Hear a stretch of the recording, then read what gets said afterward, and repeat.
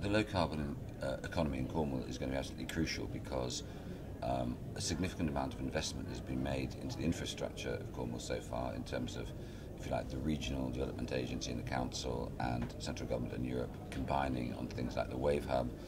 I think you're starting to see through the appointment, say, of a special environmental directorate at the county council level, that they have identified that Cornwall is uniquely vulnerable in England, certainly, if not to include the other Celtic outposts, to energy security issues. So there are two things going on. One is, if you like, the security of Cornwall in terms of the fact that it is at the end of a production line for energy. Our nearest big suppliers are at Langage in Plymouth and at Hinckley, the nuclear facility at Hinckley. And we would be the first people with the lights off if we weren't in control. Besides which, with the natural attributes of the environment in Cornwall, we have a situation with both wave, wind to a certain degree, and also solar. I mean, we've dismissed solar for the last 10 years, I guess, because of the idea that Cornwall, or Britain as a whole, doesn't have enough sunlight hours, which is actually rubbish when you look at the analysis of where we are in terms of our geographic position. We could make very viable solar parks here. And the council is, I think, going to invest very heavily because it's realised that with the new feed-in tariffs, it can build like 20-acre parks, which will give you just under the 5 megawatt outputs, which is the maximum level you can have for feed-in tariff eligibility. And they feel they can get to about 22-23% energy security through going that way. But to actually make a real big breakthrough for the low-carbon economy, I think we need to look at a joined-up way of looking at social need and economic need, by which I mean we're a very long county, a lot of rural isolation, which means that some of the solutions that would work elsewhere will not work here. But that, in a way, provides the challenge to enable us to, for example, link up things like post offices, banks, supply hubs, and so on, in one place. And there are some really interesting examples. If you go to Callington and Blissland, you find buildings where they've converted them to be post offices, GP centres, catering places.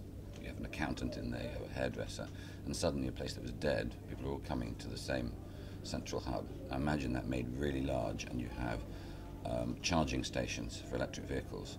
I think if we were really ambitious in Cornwall, we could actually create a completely self-sustaining electric car hub, because the resistance to this technology is down to the fact that most of us don't want to get stuck somewhere. So if you have enough of these hubs around the county, which would not cost us a fortune, you'd actually break the resistance to it.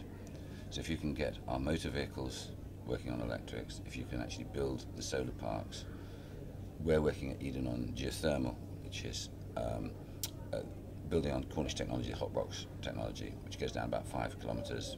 We get just over 3 megawatts of juice coming out, which supplies all of Eden enough hot water for 30,000 houses, and about enough energy for 5,000 houses, just from one thing. And we've got a spine going right the way around Cornwall. If we were brave enough to invest in this stuff, we could actually make ourselves, I think, over the period of the next 15 years, completely energy independent. So low-carbon Cornwall is absolutely critical.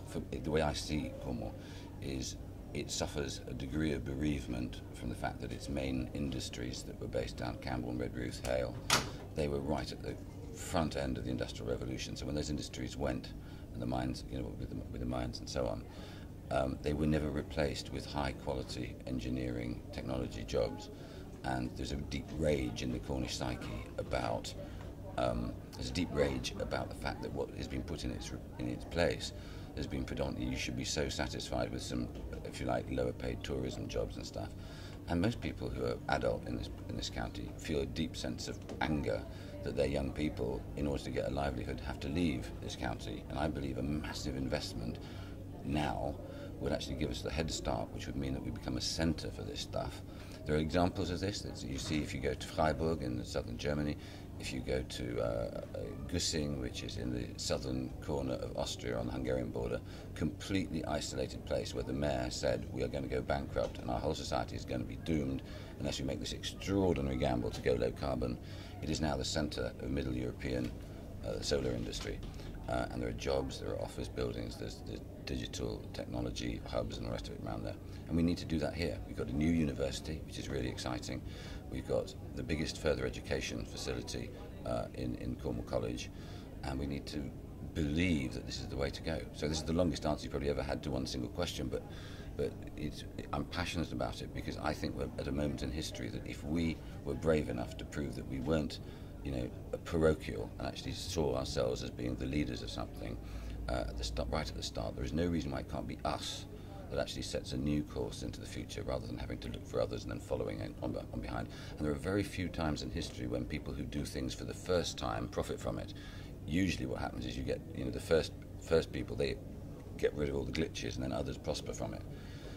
I think what's going to happen now is as the carbon issue gets bigger and bigger and bigger, which it surely will after the furore post-Copenhagen, it's died down, hasn't it? Climate change is perceived as something of the night. We don't almost really talk about it. But within the next 18 months, it's going to go right back up the agenda.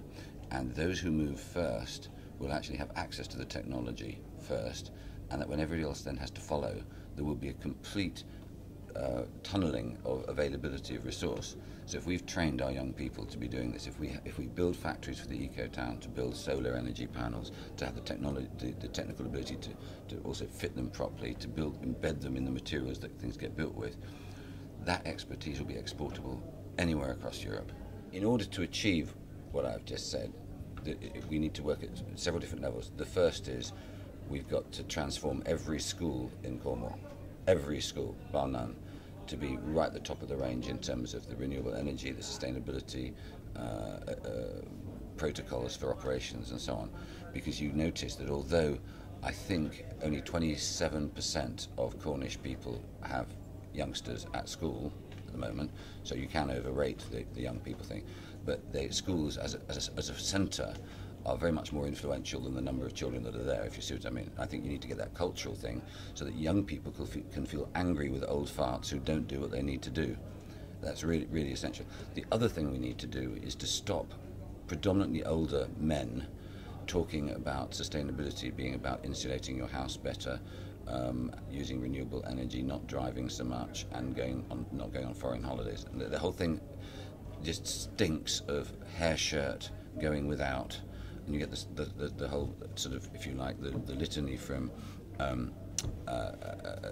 transition towns about energy decline. Everything's about doing less, which is fine, except you could come at it very aggressively and say, if we really invest, we don't need to worry about energy decline, because the energy that you're trying to get rid of is carbon energy, not other energy. So there is a possibility of actually running things exactly as you like, but just smarter, but with no sense of a decline and cutting out, just by being smarter, but wiser. The other thing we need to do, having shut up middle-aged men talking about sustainability being about those minor things, because if that was all you needed to do, there would be not much of a battle. You've got to embed in public services the demand to buy low-carbon products, just demand it, and create a culture. So Cornwall County Council and the Healthcare Trust have got to be ruthless in terms of demanding local, demanding low-carbon inputs. And the last thing we need to do, one of the things that I think Eden could be well placed to do, having done something like the Sexy Green Car Show, we are working very closely with the Carbon Trust based in London about doing, call it, if you like, the Sexy Low Carbon Show, because an awful lot of people seem to think that low carbon is a bit worthy. Man, when you've seen what I've seen, and you see, racing cars that are working on electrics, everything is built out of plant materials and things. If you can actually show young people that this is not about a period of time where we're going to be looking backwards, it's actually you're at the start of a completely new industrial revolution, so that they can feel really excited about it. Ironically, we're standing here, viewers don't know this, but we're standing at the Royal Cornwall Show. What you need to do is to go down to see the steam engines, the beam engines from the 1800s, the early 1900s, and see all those pistons going and the steam coming off them, and just admire the brains that went into that, and think of the excitement that the people who saw that happening were feeling as they imagined everything they could do, all the products they could mass produce with all that stuff. Imagine that all over again, but with new technology and even smarter equipment, and that could be us. There's no reason why it couldn't be us, our generation, the next 20 years, that actually is important as the dawning of the Renaissance, and I really believe that.